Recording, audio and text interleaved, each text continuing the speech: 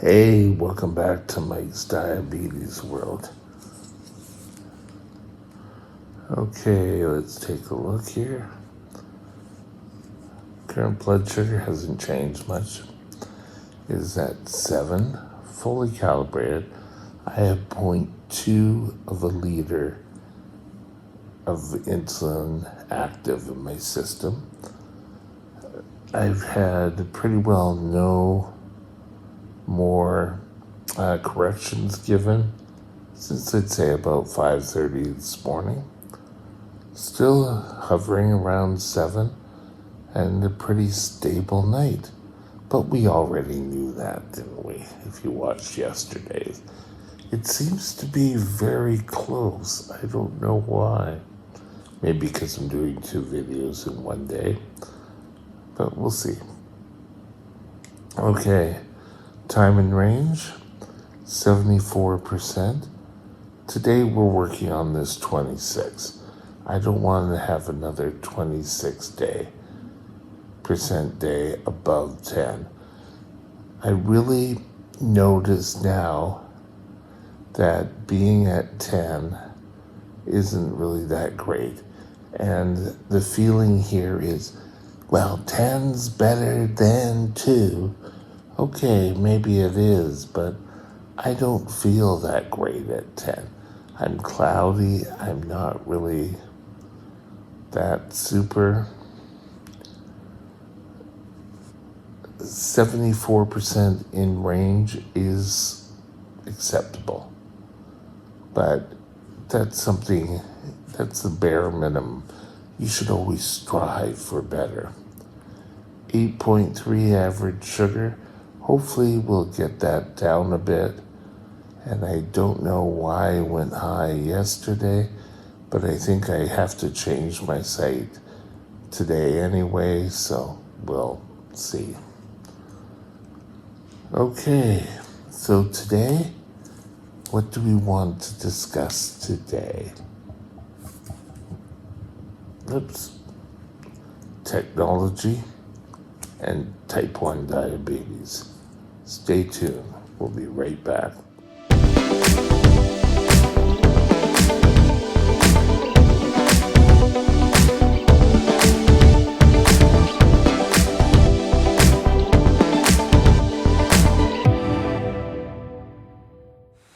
This channel is provided for informational purposes only.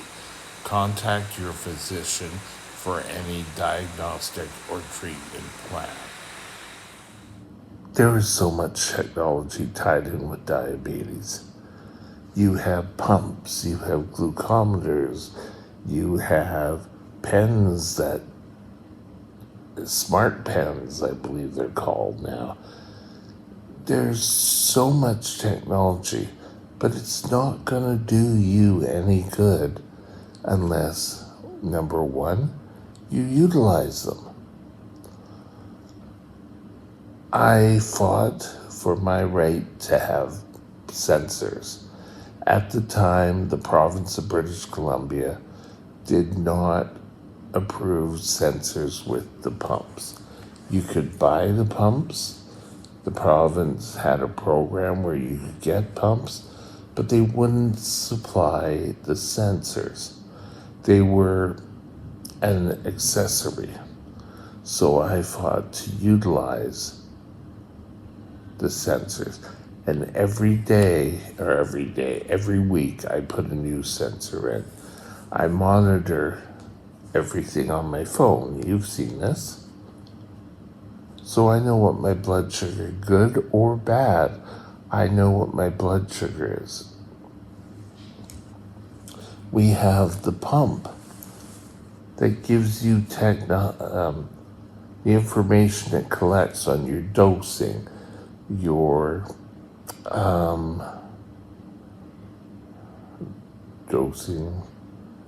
your carbs, I couldn't think, and everything, and how much insulin you're giving will automatically go to your phone, and that is how we get these information.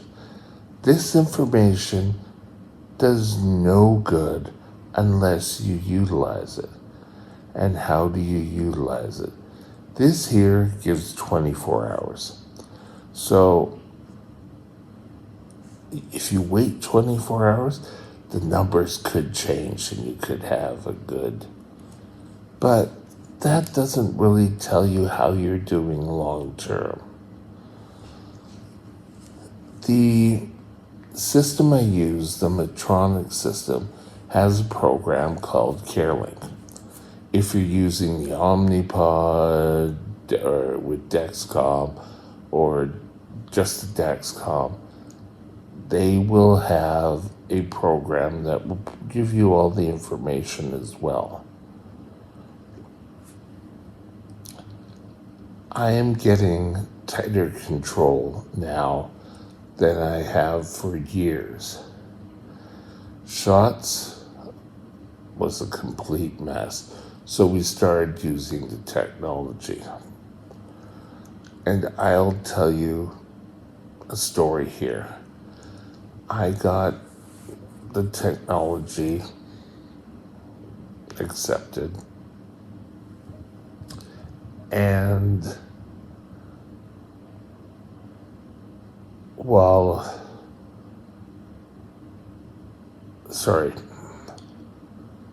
I got it accepted. I lost my train of thought there. There it goes. Anyway, the doctor, I go see the doctor or the diabetic nurse, and she printed off all these paper. I took them. I never looked at them again. I didn't understand the information that was coming off these reports. Whose fault was that? You have to take a look at the reports. You have to understand the reports. If you take a look at the CareLink report, I'll try to put a picture in now.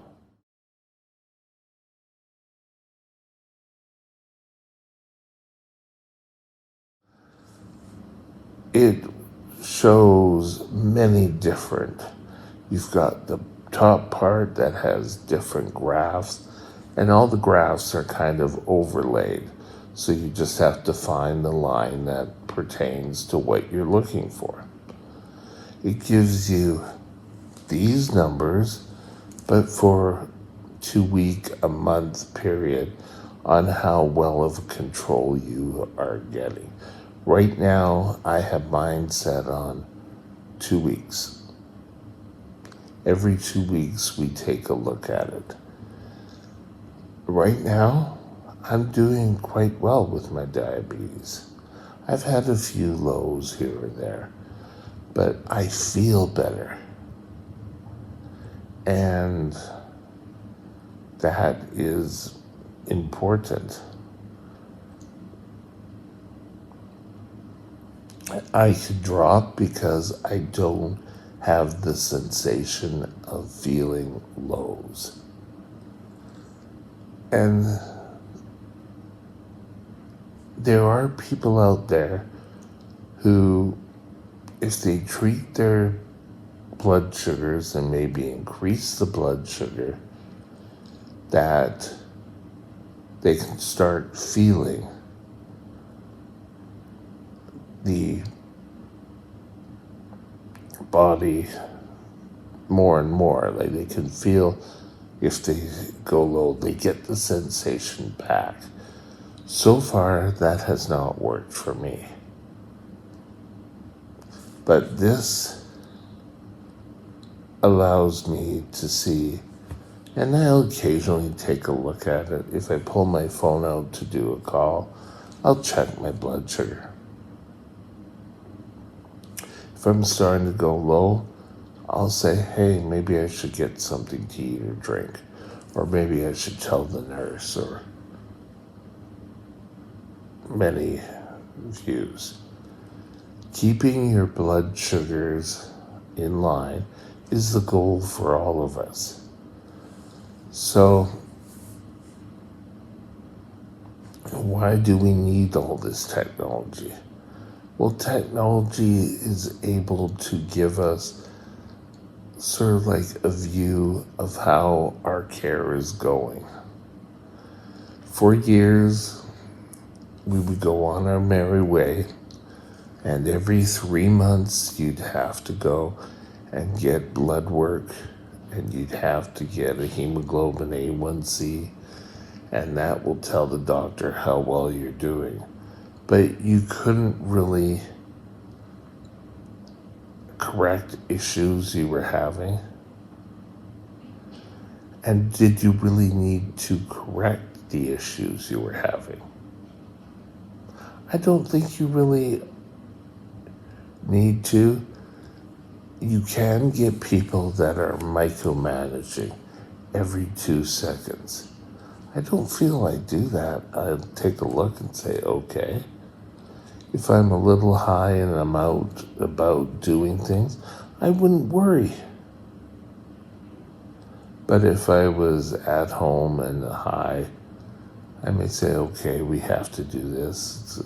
Let's get up, walk the halls, or go up and down the stairs in the condo. Or now I'm a little bit more hemmed in on what I can actually do. But hopefully that'll change. Never give up. So, diabetes is important. This technology can help if you utilize it.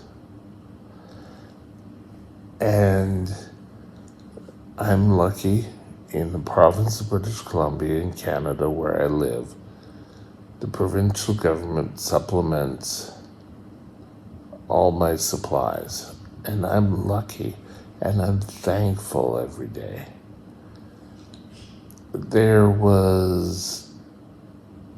I went off the pump and the sensors while I was in the hospital and had IV insulin. And my sensor timed out. I didn't have any new ones. I was lost without it. I had to wait till they came 4 times a day to do a blood sugar. And it was sort of like, well, why didn't you bring your diabetes supplies with you? Because I didn't realize I was going to be stuck in this hospital. Where the emergency room I was going to is part of a smaller hospital, which this facility is attached to. It's not like, it's a long story. But I am so tired with my pump.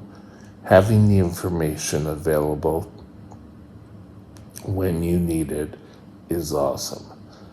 Utilize the information. Take apart the reports. Learn about the reports. You can, I'm almost sure, any sensor company will have how to understand the reports. The reports may look different, but they're the same information.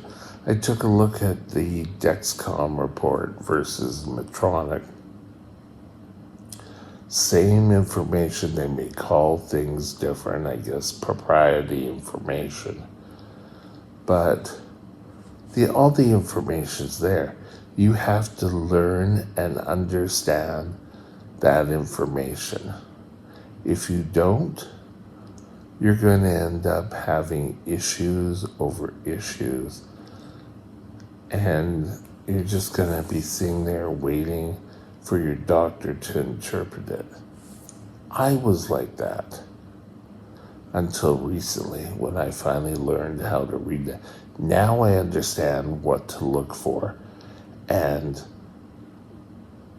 am I actually improving or am I not? The last time I took a look at it, it was 92% time and range. It'll fluctuate. I don't know what it was because I broke and haven't pulled it up yet, but we'll see what I am. And you've already seen it. So you're one step ahead of this person right now. So if you're given the technology, utilize the technology to the utmost. Don't kind of sit there blind. I kind of had the sensation that I was doing what I needed to do. I probably wasn't. So, technology is great. Utilize the technology and learn. The internet, you can look up your pump company. I typed in how to read Medtronic's pump graph, and something came up, and I was led down a road, and I found what I needed. I learned from that. I have a better understanding. So it's all good. Technology is here to stay.